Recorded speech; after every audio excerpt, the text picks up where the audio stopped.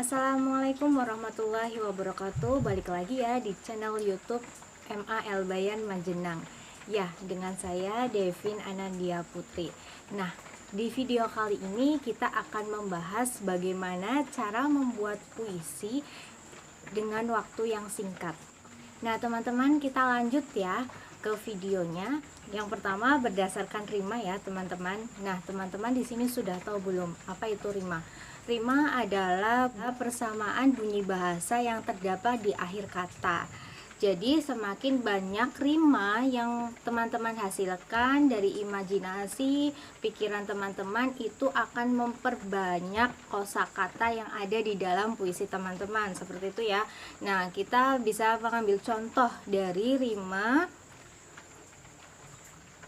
bukit, sakit, bangkit, himpit, terjepit.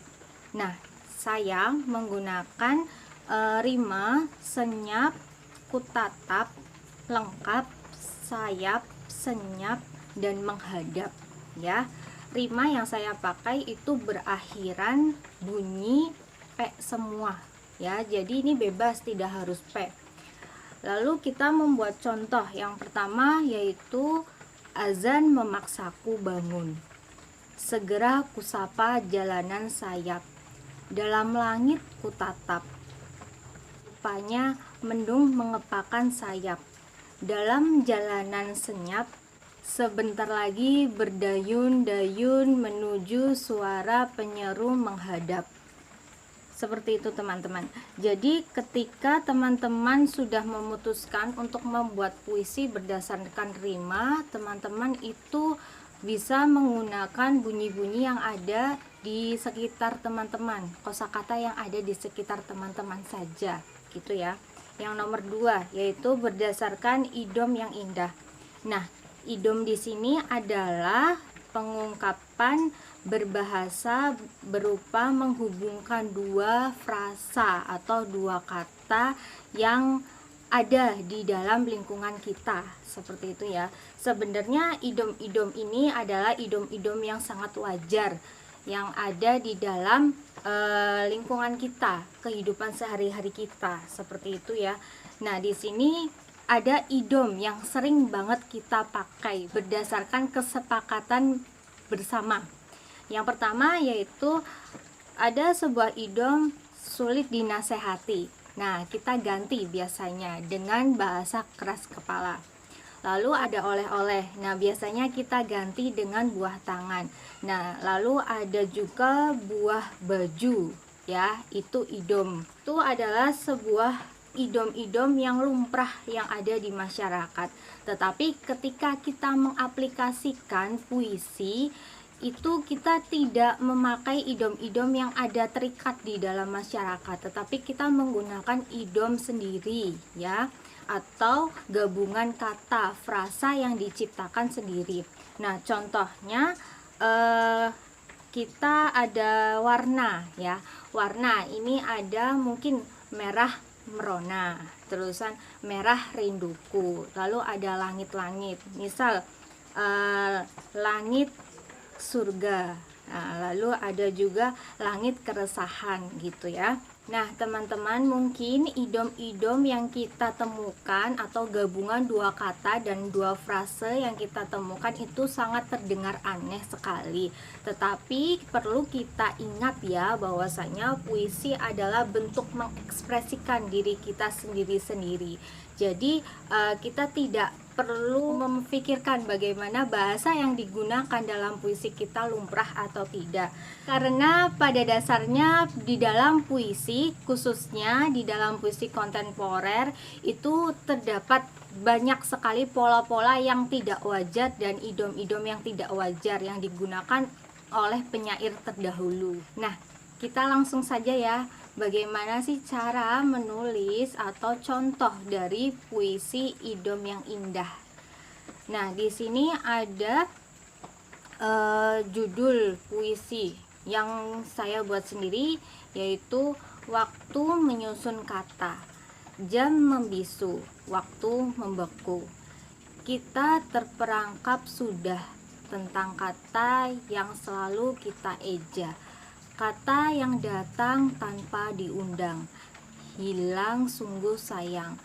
Kata dan susunan yang tidak pernah kita duga, bagaimana nanti akhirnya semua terangkum bijaksana. Nah, idom-idom yang bertanda atau berwarna merah itu adalah idom yang saya buat sendiri berdasarkan kata yang ada di sekitar saya gitu ya, seperti jam membisu, waktu membeku. Biasanya kata-kata itu mudah didapatkan ketika kita paham dengan majas gitu ya. Contohnya ada kata yang saya gunakan, jam membisu. Nah, di dalam kata tersebut itu terdapat majas personifikasi ya. Seperti yang kita tahu, majas personifikasi adalah majas yang menjelaskan benda mati seolah-olah hidup ya. Nah, di situ ada jam membisu. Bisu itu adalah sifat, kata sifat daripada manusia. Nah, ketika dijadikan satu dengan kata benda, maka membentuk arti yang beda ya. Jam membisu bukan maksudnya di sini jam yang dia diam, bukan, tetapi ada makna yang lain seperti itu. Lalu yang ketiga, membuat puisi berdasarkan nama ya. Nah, cara yang ketiga ini adalah cara yang paling mudah sekali diaplikasikan oleh teman-teman pemula yang ingin belajar tentang menulis puisi. Nama atau juga kata yang teman-teman tuliskan ini bisa teman-teman posisikan ada di depan atau di tengah ataupun di belakang, yang dimana kata-kata tersebut teman-teman pakai sebagai huruf pokok untuk membentuk suatu suku kata ya. Di sini saya menggunakan kata sahabat. Setiap detik waktu bersamamu adalah jejak kenangan, harta dalam cahaya kotak.